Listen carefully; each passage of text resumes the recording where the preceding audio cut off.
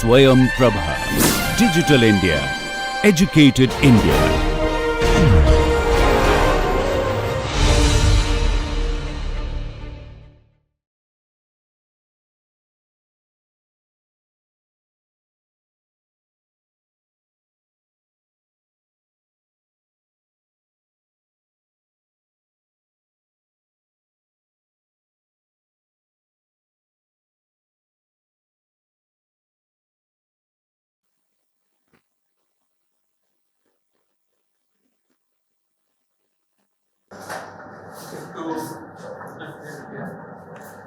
Professor, the other round is clear. He is expert in electrotechnics. We asked him to give 3 lectures. It's fine. We have asked him to give 3. What I do, I will not give any traditional lecture. Hello, madam. How are you? Yeah. Yes, sure, madam. And so we have been interacting for many years now. So good job that madam is doing every year, bringing kids.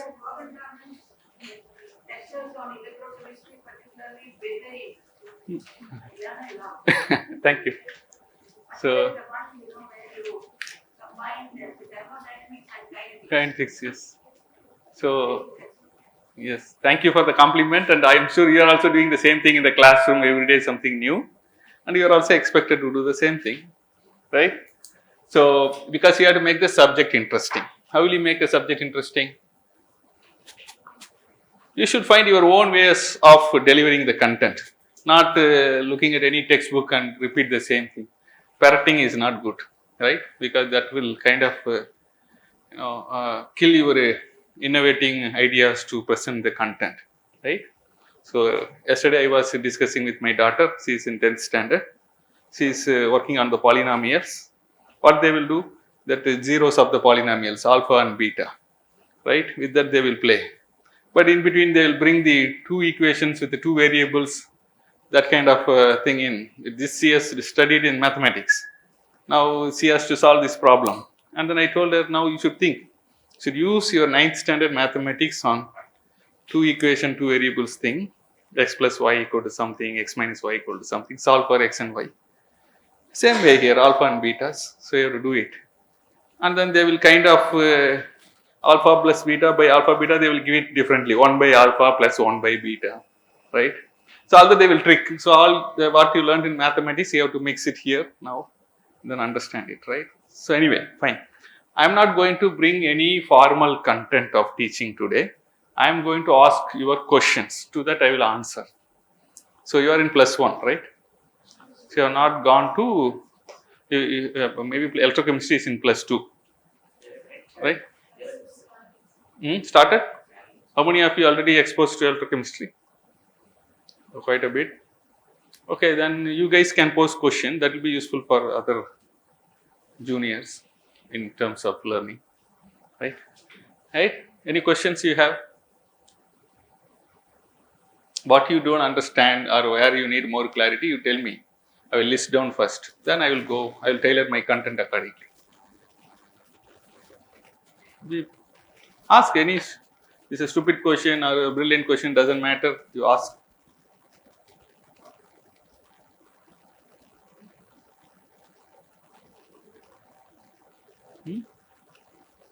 Right? Sir, what is electrochemistry? Electrochemistry is a subset of chemistry. Right? But we will make sure electron flow the path that we show. Therefore, normal chemistry becomes electrochemistry. Very simple, because he asked this question. You bring a sodium atom, okay, and you bring a chlorine atom. What it will do? It has to satisfy octet rule. What sodium will do? It's easy for us to donate 1 electron. What chlorine will do? Accept that electron become chloride. So electron has moved from this guy to this guy. Correct? Yes or no? So in that process, this has become Na plus and this has become Cl minus, and they have a bond that's called ionic bond. Correct? Now imagine this electron is going from here to here. How will it go? How electron can go from here to here? There must be something happening. What is that happening between sodium and chlorine that you know? in +1? No. If you want to go from here to Bangalore, you can take a map and say, I will go like this. Can you go like that? You will be going like this, like this, like this, as the road goes, right? Right? Likewise, when two atoms come, electron cannot go just like this. What should happen between them?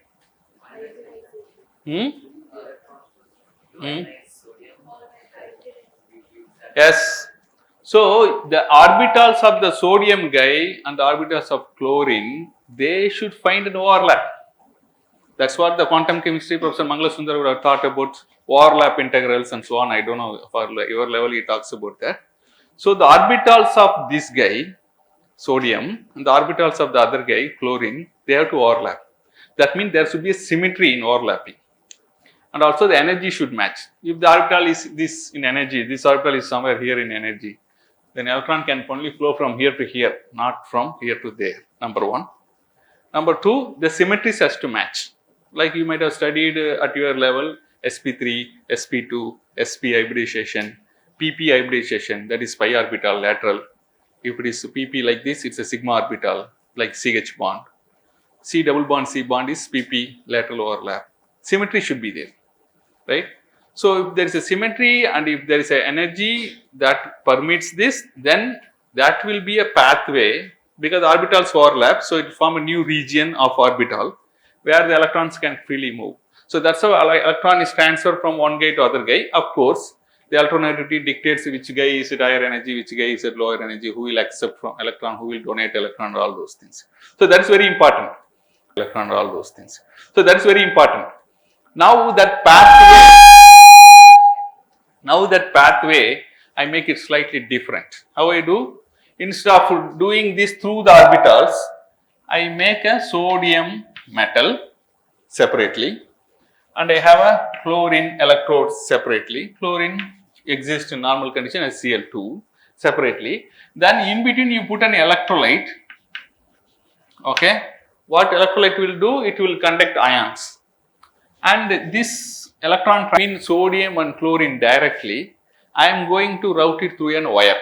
Very simple. Route it through a wire. Okay. So, now electron will go this pathway and enter this way. So, in that process, when one electron is extracted, immediately one sodium will be liberated. Yes or no? How this sodium is stabilized? Because any cation you put it in water or any electrolyte or any solvent, immediately what will happen? OH bond. No, you take an ion, put it in water, what will happen to that ion? Already you have taken ion, you are not ionized, you put it in. What will happen? Yeah, what kind of interaction? You should tell me in terms of dipole, ion, dipole. It's ion dipole. So, water, if it is water for example, lone pair electron is present on the oxygen, that will be donated to the sodium. So, it will form an ion dipole interaction. Okay. So, that is what stabilizing sodium into the electrolyte now. Otherwise, why would sodium come out? It finds it's good to be with water or good to be with the electrolyte. So, this guy will come out, he will get solvate. Come here, it is making some noise. So, you see, whenever it gets into the electrolyte, it will get solvate. Then the solvated ion will move. Correct? Now, by that time, this electron will reach there because electron will go faster than the mass. So, this is going to be a rate determining step. Ion movement will be a rate determining step because electron can move faster. But until unless ion go there, the electron will not do the reaction there. So, now what will happen? This chlorine will pick up that electron, become chloride.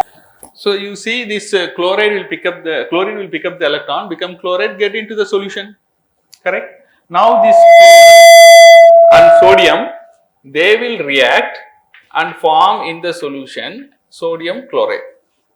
So, where it will form? It depends on who reaches where. If sodium moves faster than the chloride, for example, you might have studied about transport number. Have you studied transport number? Transport number again comes probably in the +2 in the electrochemistry. In very simply to say, like transport number is a fraction of the total current carried by one particular ion. Suppose I have a solution in which I have both sodium and chlorine. So both can carry current because both are ionized, both are ions, right? Both can carry current. But sodium has certain mass, chloride has certain mass, and once it is dropped into the solution, you have to account the mass along with the solvation cell. So one will be bulkier, one will be lighter. So lighter one will move faster, bulkier will go slower. So the amount of current carried by one versus other, if you look at it, they won't be equal. One will be carrying more current than the other. Okay. So that fraction of current carried by that particular ion under the electric field. Okay. So that is called transport number. This is related to the mobility of the ion. Okay. So now what happens, depending upon the mobility, you will see if sodium moves very fast, it will go there and the sodium will form there. So now if you see either sodium chloride, if it is moving very fast, you will see mostly the sodium chloride is generated in this region. If chloride is moving fast, you will get mostly generated in this. Once sodium chloride is formed, again the solution, if there is a difference in concentration in the solution, what will happen? Automatically diffusion will start. So diffusion will equalize the concentration of sodium chloride within the solution. So you see there are a lot of things that is happening here. So what is electrochemistry? Instead of letting these two guys meet directly, you may let them meet indirectly by routing this electron through the circuit. Very simple. But when you do this, you get the energy output. Sodium chloride forms along with the energy, right? You get a lot of heat energy if you mix sodium and chlorine, right? That energy will be seen here as electrical energy. Of course, some heat energy will be there. You will see that as an electrical energy. Where heat energy will come, whenever you are solvating, there will be a heat energy. So this is the electrical energy that you get. That is what you talk about delta G. Because delta G is a non-PV work. Right? Delta G is a non-PV work. So in this case, it's an electrical work. So that energy, instead of heat energy, that will happen if you mix sodium and chlorine directly, I am getting it, most of it as a electrical energy. That is electrochemistry. It's the same chemistry, but I do it slightly differently. Right? First, we have to pass the current for the reaction to start. You don't need to pass. You keep water there. Leave the water. What will happen? Automatically water will fall. There is a gravity which pulls. Similarly, here the energy of sodium, that means Fermi level of sodium, will be much higher compared to the energy of the chlorine 2p orbital. So automatically, if these two guys were seen, automatically electron will flow. You don't need to do anything. Right? If you have to do the reverse, take it from chloride, give it to sodium ion. That means you produce chlorine and sodium metal. That is uphill process, for which you have to pass the electron this way. For that, you have to use potential. You have to apply potential and pass the electron. Okay? Potential means what? Potential is the difference in energy. So that will make the electron move. So that is what that is called electrolytic cell. In an electrolytic cell, you spend energy, you do work on the system, that is thermodynamically speaking, you spend energy and then make the process happen, which is otherwise non-spontaneous. That is called electrolytic process. If you let the sodium and chlorine combine, produce sodium chloride, it is a galvanic process at normal condition. So sodium reacting with the chlorine forming sodium chloride is a galvanic cell. Sodium chloride converted into sodium metal and chlorine gas is an electrolytic cell. Very simple. Both are electrochemical cell. Okay. Electrochemistry and electricity involved. So electrochemical cell. Right. This confusion is there even for PhD students who come for the interview. When I ask what is electrolytic cell, they immediately give some explanation. Whatever they have read in the textbook. But I ask them to give an example, they will not be able to do. Correct, no? So that confusion should not be there. What is the difference fundamentally? So whatever you have learned in thermodynamics, whatever you have learned in kinetics, you have to put it here. Then you will understand. Correct, no? Clear? So now you know electrolytic cell. What is electrolytic? What is galvanic? And there is something called concentration cell. Any of you know that concentration cell? That is like, look at this. Let me have a platinum hydrogen electrode. What is hydrogen electrode? Hydrogen is a gas, it cannot be an electrode. So to capture the hydrogen, we need to have a substrate. We need to have a substrate on which you have to immobilize hydrogen. Who is that substrate which is immobilizing hydrogen? One of the best known example is platinum. And I want to immobilize enough of them. Then what should I do? Should I use platinum or some other form of the platinum? What is platinum black? Hmm? Finely divided platinum. How finely you will divide? You can go up to nanoparticle clusters also, correct? No. So it's basically nanoparticles. The nanoparticles of platinum you take in a given volume, you can capture more hydrogen. Then you get established, quickly potential, and enough charges will be there. So the amount of current that flows also will be high, so that the accuracy of the measurement will increase. If you have very small surface area, the current also will be associated with the small. Your measuring equipments may not be able to go to picoampere or femtoampere. Then you will have more errors in your measurements. Instead, if it's in milliampere or ampere, it will be good, right? So you will take platinum black, which is nothing but a platinum electrode coated with nanoparticles of platinum. That's called platinum black. It looks black, that's why they call it as platinum black. Right now, rose gold. Why they say rose gold? It looks like a rosewood. So rose gold. Correct? No, like that the name comes, right? Platinum black, but it looks like black. That's why the adjective. It's still a platinum. Now you take this fellow, put it in the bath, which has say 1 normal hydrochloric acid. Okay, and I need a redox couple. Only one form of the redox couple is here. What is the other form? Is hydrogen. Now I bubble hydrogen here. So I have a bubbles of hydrogen coming in. Say I am having it at 1 atmosphere pressure, normal temperature 25 degrees centigrade. This is 1 normal hydrochloric acid. Now in this arrangement you take, you will immediately produce a standard hydrogen electrode. Why it is called standard hydrogen electrode? Something to be standard should be reproducible. Whoever does it should come, and it should be quick also. So now what is the reaction that is going on here? Because here to do a reaction, if you have a sodium, you should have a chlorine to do the reaction. If I have only sodium, can I do the reaction? If I have only chlorine, can I do the reaction? Same here. I don't have any reactant. I have only one of the reactant, hydrogen. I don't have other reactant. Then I will do the reaction. I cannot do the reaction. What will happen? As soon as you purge hydrogen, there will be a reaction, but that reaction will lead to a potential development. Once that potential is established, the reaction will stop, and that will happen in a fraction of a second. That process of establishing potential in a fraction of a second is called galvanic potential, and that is called potential across a double layer. Double layer theory in physics you might have studied. Okay, here what it is, let us see. Now the hydrogen will absorb on the platinum. If hydrogen is absorbing on the platinum, what it means? It means the d orbital of platinum is hybridizing with the s orbital, or in hydrogen gas it is a molecular orbital of hydrogen, right? And that is when the hydrogen will get localized on the platinum. If there is no interaction, why would they localize? Correct, no? So in fact there is a reaction between the platinum and hydrogen, but that's a very weak reaction. That means hydrogen is just absorbed. If you give some heat energy or if you give some electric energy, it will get dissolved easily. So it's not strong absorption, it's a weak absorption, but not physics absorption, but not too strong like a chemical absorption. So somewhere in between. Okay, so that is happening. So because of that, what will happen? You have a platinum and you have a hydrogen, and this guy will form PTH. Okay. Now this PTH can produce 2 platinum, say 2 proton plus 2 electron, correct? Now we add these two fellow, we add these two, 2pt cancels. What happened? Here it is coming back, so it's a catalyst, it's coming back. Okay, if I have 2pt means I should have 2 here. Then what happens? H2 going to 2H plus 2 electron, correct? No, basically what is happening? H2 going to 2H plus 2 electron. That's why we call this hydrogen electrode. While saying it is just hydrogen electrode, we don't say what is the metal involved, because that metal is not consumed.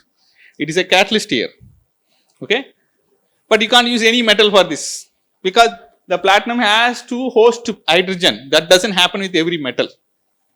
Okay, now what happens when this is happening? So we think that when you purge hydrogen, automatically proton will form. Okay, assume that proton is forming. Okay, from the hydrogen proton is formed. Where will the electron go? The electron will go to the electrode, but that electron will get accumulated in the electrode because it has no way to go anywhere. Then what will happen? Because I am simplifying too much double layer for your level. So what will happen? For a moment, the moment the hydrogen goes and absorbs, you will see electron is accumulated in the electrode. Next to the electrode, protons will be lining up. because there will be a coolostatic interaction. Okay, it cannot move away because this electron fellow is saying coming back. But the electron from the hydrogen is already stolen, it has gone to the electrode. So electrode's surface will have a negatively charged and the solution next to it will be positively charged. This is called double layer. Okay. So the double layer, whenever you have a charge separation, automatically there is a voltage generation or potential generation. That is a potential you will see in your electrochemical series. In electrochemical series, next year you will see there will be a table. They will say hydrogen electrode is 0 at standard condition. With respect to that, they will scale other electrode, whether they are more electronegative than hydrogen or electropositive compared to hydrogen. Depending upon that, they will take either one side, right? If the potential is more negative to hydrogen, means it is more electropositive in nature. That means sodium. Sodium like to give electron much faster than hydrogen. So sodium is more electropositive than hydrogen. Therefore, sodium will have a negative potential compared to hydrogen. Okay. So this is how you have to look at it. It's a more active metal compared to hydrogen in terms of oxidation, right? You will see an electrochemical series and you will see different potentials there. Okay, those potentials are basically potentials which are developed across the double layer. What is a double layer? It's a negative and positive charge double layer that you would see. That will happen any metal you take, put it in any solution, some interaction will be there between the solution and the metal and that will cause this double layer. Once a double layer forms, we cannot force more electron into the electrode because already there are so many electrons lying there and they will say don't come. There will be a resistance. That means the activation energy for receiving the electron will go up. No more electron you can deposit. So once that stage reach, what will happen? The reaction will come back. Initially it will go this way, then quickly it will come back. After this, what will happen? The rate at which is going forward, rate at which the reverse reaction, both will be equal. That's called equilibrium. So the moment you take a platinum electrode, dip it in the solution, that equilibrium happen like this. That is the kind of electrode we will use as a primary reference electrode. If it takes 1 hour to establish that equilibrium slowly, then we don't use it as a reference electrode. That's why only certain materials are qualified to be a reference electrode. Not each and every metal electrolyte interface you see. No. Okay. Clear? So now this is one electrode. Now I take another electrode, same, a platinum, okay, and I put here instead of 1 molar 0.1 normal hydrochloric acid, same hydrogen I bubble here at 1 atmosphere. Now I am going to connect these two through a load. Can anyone tell me which direction electron is flowing now? Because this is a cell and this is a concentration cell. Do they have the same galvanic potential, you think? It won't have. Why same galvanic potential? Because the hydrogen concentration is different. So you plug it in the Nernst equation, you will find the E value of the half cells will be different. This half cell will have different E value than that half cell. How much is that? You can find out. What is that? E half cell value, you can say E naught minus RT by NF, which is say RT by NF ln reduced form, which is hydrogen, partial pressure of hydrogen, oxidized form, which is H plus. If you are taking H plus 2 here, you have to write the reaction. Okay, you have taken this 2 here. That means number of electron involved is 2. So you make this 2. You can make this 1. In that case, this will be this. Then you can put here 1, here 1. But you will see when you expand this term log m by n, log m minus log n, then 2 will get cancelled. Okay. So many of the students have confusion. What I should punch for that n? For that you have to write the equation. How you write the equation? From that equation, whatever you transfer to the equation, no, that dictates you what is it? I can even write like this. No problem. 2H2 giving 4H plus 4 electrons. So I punch here 4, but here put 4. It's one and the same. Mathematically, they are equivalent. So that is how you have to decide, right? It's like specific gives free energy and gives free energy. What's the difference? Specific gives free energy means it's for some amount like 1 mole or 1 gram or 1 kilogram like that. If I say delta G simply, if I say delta G of say minus 500 joules I got, and I have no clue what you have done. how much hydrogen you have taken. I don't know. Further, I should know what is the specific energy involved in burning that hydrogen. Then probably I can recalculate how many moles of hydrogen burned.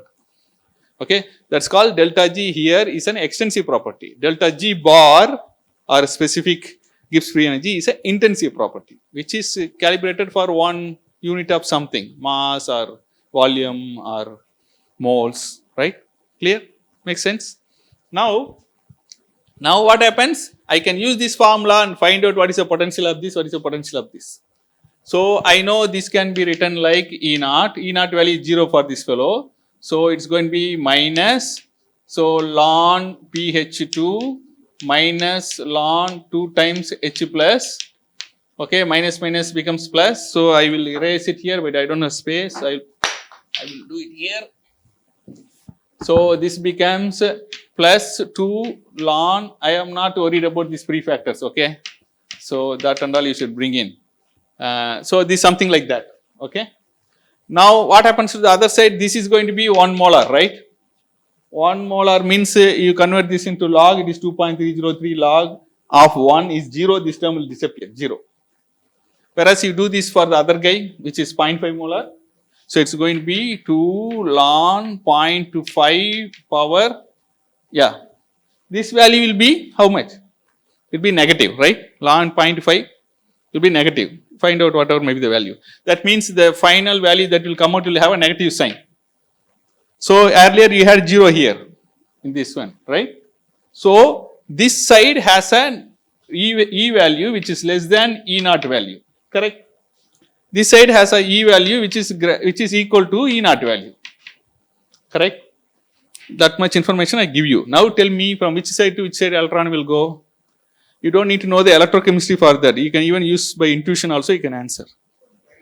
Who is volunteering? You tell me. From this side to that side. Why did you say like that? Higher potential. Okay. Any other way of answering? How long this cell will operate? Can anyone answer? What equilibrium? Both side concentration become equal, until then cell will operate. How will you increase the concentration on the right side? Because you can't increase here, right? It's a 1 molar already, that is 0.5 molar. How will you increase concentration there? How will you transfer? Okay, I have done one mistake here. I'll put a salt bridge, that's fine. Ions will not move. But tell me, how will you transfer proton? You will take proton from this side, put it that side. Then what will you do? See, salt bridge is very long. Proton has to move from here to there, means it will take years to go. That's not the way it is happening. It is not that 2 different solutions you take and leave it without disturbing close to each other, then there will be a diffusion across them and then equalize. It's not happening that way. What is the way? Which is faster than that, there is a way. Come from the electrodes. Means which electrode?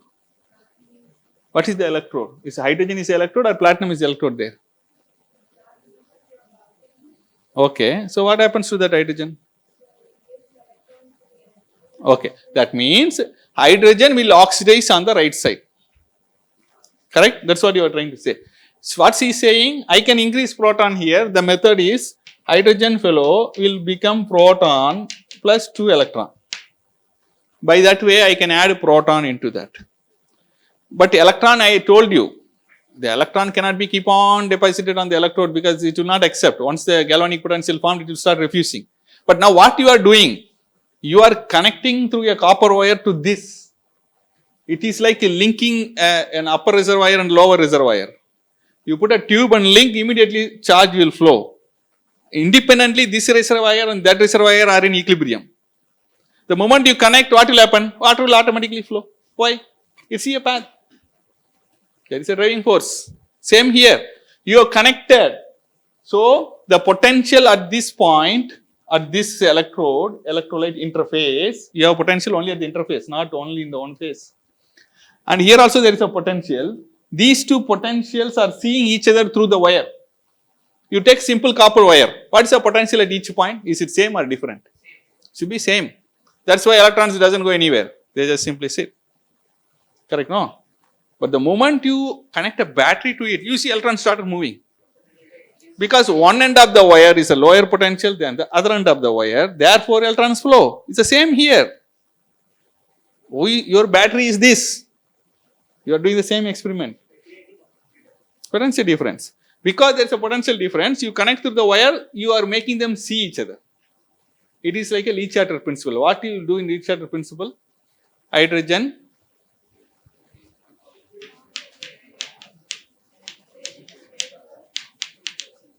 okay, this is a gas, so, and this is a gas. So here 4 moles are there, here 1 mole is there. Now I increase the pressure, which way it will go?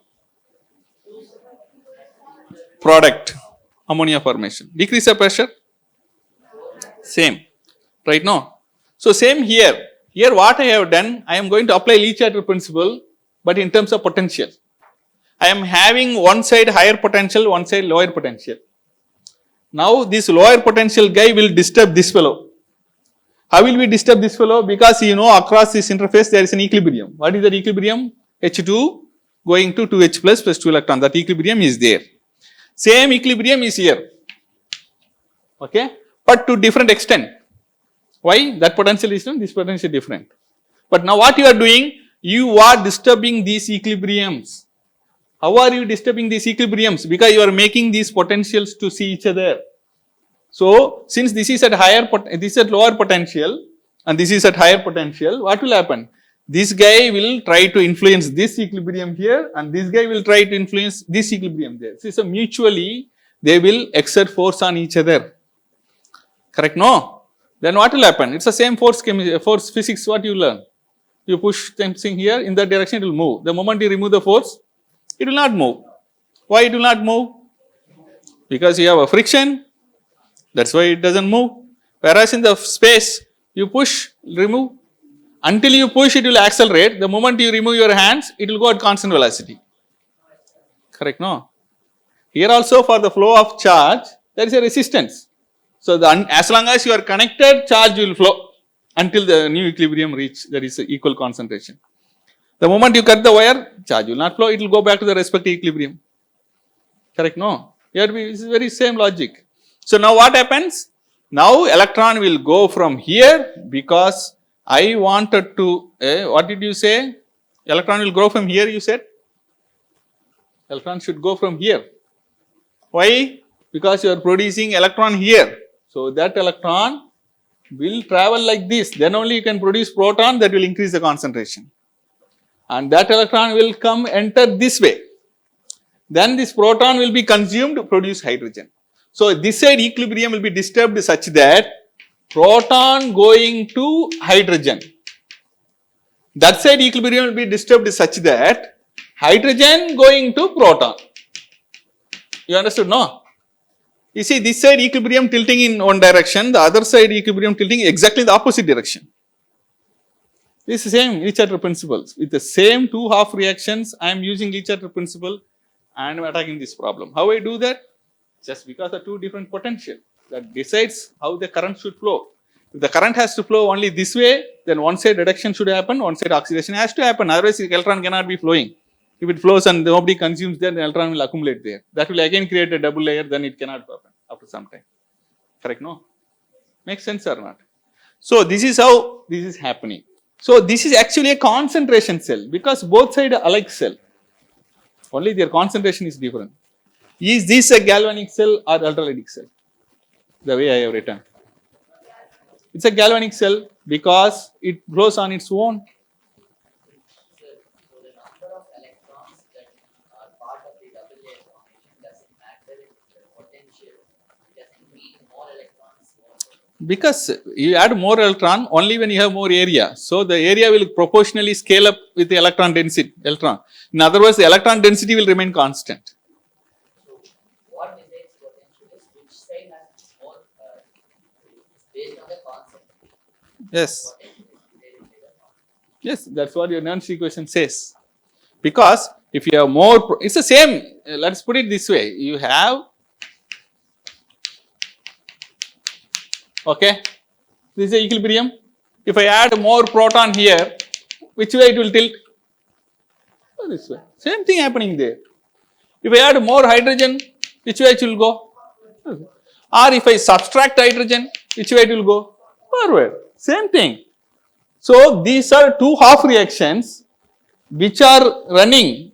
You know how it's running? Because the potential is different. And how I am doing the same potential which you see here in this double layer is influencing this double layer. The potential in this double layer is influencing this double layer. They are mutually exerting force on each other. Because of this mutual force, in this side there is an hydrogen oxidation, in one side there is an H plus reduction. Correct? So in this process you get electrical energy. What is the cell potential? Cell potential E cell is E cathode minus E anode. What is E cathode here? Wherever hydrogen evolves is the cathode. Where is hydrogen evolving? Electron is entering here, no? Where the hydrogen will evolve? Left side. What's the potential of that guy? 0. Minus. What is the potential of this guy? Less than E naught. E naught itself is 0. Less than E naught means it will be a negative value. So negative of negative, some positive value will come. So E cell positive, delta G negative. That is a spontaneous process. All spontaneous process I said is a galvanic cell. That's matching, right? So you take thermodynamics, connect it here. Make sense? This is how you read it. And now I can make it as an electrolytic process. How will I do? I know if I connect these two, naturally galvanic process will happen. I don't want that to happen. So what I will do? I will take, that means here I wanted to produce more proton, so I want to oxidize here. So I connect a positive terminal of a battery here, a negative terminal to this side. Now I will spend energy from this battery. So I will pull the electron from here, push the electron to here. So it will further widen the concentration. By further widening concentration. It's like you take water from sump, put it in the top. So you are widening the difference between these two water, right? Potential energy difference. That's because you spent energy. Right? Now if you remove that battery, again put a resistor there, now the battery will become again galvanic and it will run now much more time than before because you have increased the concentration gradient now by doing this process. Am I right? Makes sense or not? Yes. How you connect it depends. You have to connect the way I connected. If you connect it the other way, then you are accelerating the process, which is supposed naturally happening, you are accelerating the process. Because you are also giving additional energy and accelerating the process. It is like buying a passport. You go normal mode, 10 days it will come. You can accelerate anyway, it's going to happen. They are going to give you passport, but you are putting money and doing, what is the gain in that process? Time. You, in a shorter time, you got a passport. Same here. If I ulta the terminal and connect, already the cell is galvanic only, but you added some extra energy. So that cell will complete the reaction, reach the equilibrium in shorter time. That's all the difference. Same, you take a catalyst has got activation energy. Product is at lower side than the reactant in terms of energy. Then automatically reaction will happen. Now imagine, you add some heat to the system. What will happen?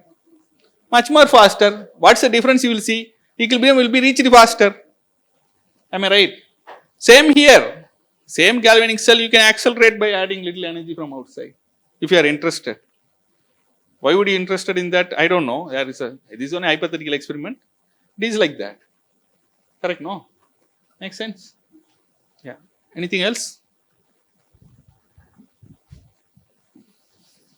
My watch is not running. I'm having it for fancy. You tell me when I have to stop, okay?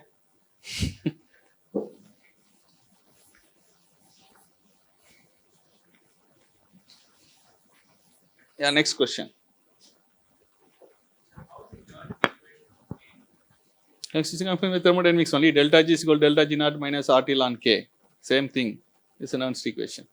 Delta G replace it with NFE minus NFE. Then recalculate. You will come from there. This actually at the equilibrium thermodynamics only dictates this equation. So it's a thermodynamic equation in terms of potential. See, one thing I tell people who are learning electrochemistry is not a new subject. That's why I said it's a subset of chemistry. What you have learnt already is what we are going to use here, but we give a different name. Okay? What's a different name? Wherever you talk about energy in thermodynamics, here I talk about potential. Wherever you talk about rate of the reaction in kinetics, here I will talk about current density. Rate of the reaction is nothing but current density. What is the rate of reaction? If A goes to B, what is the rate? How many moles of A converted to B in 1 second, okay, in per unit volume is called rate of the reaction. If it's a heterogeneous reaction, how many moles of A converted to B in 1 second per unit area? That is your rate of the reaction. Now, the same thing in electrochemistry, we call it current density. Because if you have a rate of the reaction for heterogeneous reaction, for that A goes to B, so the rate of the reaction is number of moles of A that goes to B in per second, right? Per second per centimeter squared area of the interface where the reaction happens, correct? Now, what I will do, I will make a number which is equivalent to that. How I do that? Imagine this is an electrochemical reaction. A goes to B giving one electron.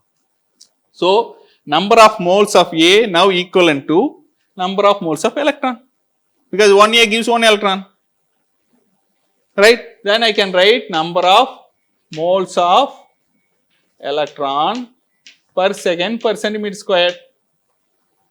I can rewrite it differently. Number of moles of electron, how will you say that? 1 mole of electron is how much in terms of charge? 1 Faraday is equal to how much coulomb? Right? So, if I have number of moles of electron, imagine this I say 1 mole of if I say this is 1 mole of electron, then this is 96,500 coulombs of charge that is flowing. When the reaction of A to B happens, how much electron is flowing? 1 Faraday or 96,500 coulombs of electron flowing every second in unit area, across a unit area. Yeah, whenever something flows, you talk about area, right? Through that imaginary area, I get out. A goes to B, some electron goes through that process, right? So now you take these coulombs per second. What is it, coulomb per second? Ampere per centimeter square. What is ampere per centimeter? Current density. Density, why? Because you are dividing by area. Otherwise, it's ampere. It's a current. Current density is because per unit area, how much current goes. So now you see the rate of the reaction wherever you talk about. If you know the stoichiometry of the reaction, you can easily convert into current density. That is what, that's all electrochemistry over. Wherever delta G, E. Wherever rate of the reaction, current density. Now I can tell you one more. You know IR equal to V. When you apply a potential difference, a proportional current will come if it is a simple resistor. But electrochemical reactions are not simple resistor. Because when the reaction happens, there is a resistance at the interface, right? Just like the A doesn't go to B. A goes to B through an activation process. Any reaction will happen through an activation process. That you know. What is that? If I write it for this, minus dA by dt, which is nothing but the rate of the reaction, correct? Rate of disappearance of A or rate of appearance of B, whichever way you want to call. That's the rate of the reaction, which is nothing but this. That is nothing but K times, which is a rate constant, A. It's a heterogeneous rate constant. If it's a first order, heterogeneous rate constant is centimeter per second. So homogeneous means is second inverse, right? Now what is the unit of this? Because it is centimeter per second, this is moles per centimeter cube. So it's going to be moles per centimeter square per second. Am I right? Moles per centimeter square per second, because this is centimeter per second, right? So that's your rate of the reaction. Now all you need to do, you have to multiply by N and F. That becomes current density. Correct? No? What is N? Number of electrons involved in the process. What is F? Faraday. In this case, N is 1. Faraday constant is 96,500. That will give you the current density. It is the way it is written, 1. A goes to B giving 1 electron, right? Number of electrons, it's a stoichiometry, right? In this case, N is not moles here, okay? Because I multiplied by F, that takes care of the moles. N and F together gives you the moles actually, right? F is a Faraday constant. Now, I have to little bit expand it. What is K? K is some kind of frequency factor by Arrhenius definition. K is some sort of frequency factor, e power minus Ea by RT times A times N times F. I say no. E power term will not have an unit. frequency factor. In this case, frequency factor will have a unit of centimeter per second because it's heterogeneous. Always you have to calculate the unit. Okay. So now you see my rate of the reaction I depends on what is my activation energy. So you know the diode. In diode you try to pass current. In the direction it will accept current. You try to pass. You will see until certain critical voltage it will not pass current. After that what will happen? Current will go. Why? What's happening? No, in a diode, in physics you might have studied diode, no? Diode IV characteristics have you seen? Have you studied already? Not yet. It's coming in the +2, diode characteristic. Okay, let us leave it. So now, then you learn diode through this. Now what happens? Let me plot EA, activation energy, versus current density. Activation energy versus current density. Now, okay, if my activation energy or not energy, energy versus activation energy I don't plot, energy versus current density. Now I am giving very small energy, that means the particles for the reaction to happen, what will happen? The particle has to come and collide with sufficient kinetic energy with the right orientation. According to collision theory, sufficient kinetic energy with the right orientation, then reaction will happen, otherwise reaction won't happen. Assume that it is happening at some frequency, it is going on. Okay. Now what happens?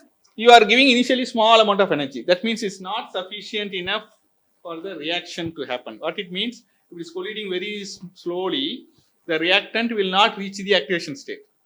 The reactant is not reaching activation state, no question of it forming a product. So imagine this is that energy. And this current is 0 starting here, energy is 0 here, okay, this is 0 point. Now I am slowly increasing energy I supply. I don't see any current flowing. What it means? It means the kinetic energy is not enough for the molecule to collide and become a product. Now I see slowly after some energy, current is start rising. What it means? It means some A which is colliding now becoming B. Now increase more and more energy, then I will see more and more current. What does it mean? More and more of A getting converted to B every second. Because this is current. Current is per denominator is second, right? Moles per second. So now I see more and more A converted to B. So up to certain energy, I don't see any current. After that I see current. Am I right? This energy, I can also plot it in terms of potential because delta G is minus NFE. I can even plot it in terms of potential. I don't need to plot in terms of energy. So now I plot it in terms of potential. The same graph will come, only the numbers will vary here. Correct, no? So I give potential until I see some oxidation. Similarly, I decrease potential until I see some reduction. Current can be either positive or negative. What is it? According to IUPAC convention, positive current means you are doing oxidation. Negative current means you are doing reduction. But the negative and positive only indicates it's a cathodic or anodic reaction. There is nothing called negative current. Current is current. It is neither a positive nor a negative. So if you don't put a positive or negative, it is called positive. By convention, we say like that. Correct, no? So current can go more negative, it can go more positive. What is happening? If it is going more positive, it means H2 is becoming 2H plus 2 electron. That is oxidation. If it is going in the negative direction, see it is coming like this, then it goes in the negative direction. Here, proton is becoming hydrogen. That's all it means. But you see in this region, this is your equilibrium potential. Equilibrium potential is a potential where forward reaction rate and reverse reaction rate are equal. That means there is no net change in the system with the time. That is here. From that point you go this way, you don't see current until some voltage. Similarly, from that point you come here until some voltage, you don't see current. Beyond that voltage you will see. Actually, your diode also will respond like that. You apply a voltage across a diode, you will see there is a critical point. It's called, I don't know, I forgot that threshold voltage or something. After that only you will see. This is exactly same like your photoelectric principle. In photoelectric principle, what you say is CCM. Threshold frequency. Frequency is nothing but energy. Because each photon carries some energy. The energy can be converted to voltage. Correct, no? So, until certain voltage, you will not be able to. So, if you see the photoelectric effect, you apply potential. by applying potential, you can delay photoelectric effect early or late. You can make it early or make it late. How will you make it early? See, when you shine light, cesium automatically gives electron. If I want to make it give easily, what you have to do? You have to connect a negative terminal of the battery to that. Then what will happen? Battery will be pumping electron to that. Now you shine the light. What cesium will do? Cesium is already like to give the electron, but now you are depositing some electron from the battery. You shine the light, earlier it will come. That means the frequency involved in ejecting electron will be low now compared to the normal value. Now connect the positive terminal of the battery to the cesium. That means you already drained some electron from the cesium into the battery. Now you shine the light. With the same light, it won't work. You have to increase the frequency. By increasing frequency, you are increasing energy which is required to pull out the electron from the cesium. Basically, it's again a Leach-Arter principle. What you are doing, the electron level in the cesium, the Fermi level of electron in the cesium, you are raising or decreasing by connecting a battery. By connecting a negative terminal of the battery, the Fermi level of the cesium, we are pushing it up. That means electron will easily come out. What is electron coming out? The difference between the vacuum and this level is the energy required for the electron to come out. That is ionization energy. So if you push this guy like this, the ionization energy involved in removing the electron is low. Am I right? So that's why you connect the negative terminal of the battery to cesium, and you will see with the lesser frequency you are able to project the electron out. You connect a positive terminal of the battery, you will see electron will struggle to come out now, then you have to increase frequency, then it will come out. So you need to have a certain frequency after which it will come. That is called threshold frequency. Same here. You need to spend some energy. Here why this threshold comes is because of the activation energy. That means right here whatever energy is there, where the current from 0 to going something, that is actually the minimum energy that is required in order to carry out a reaction.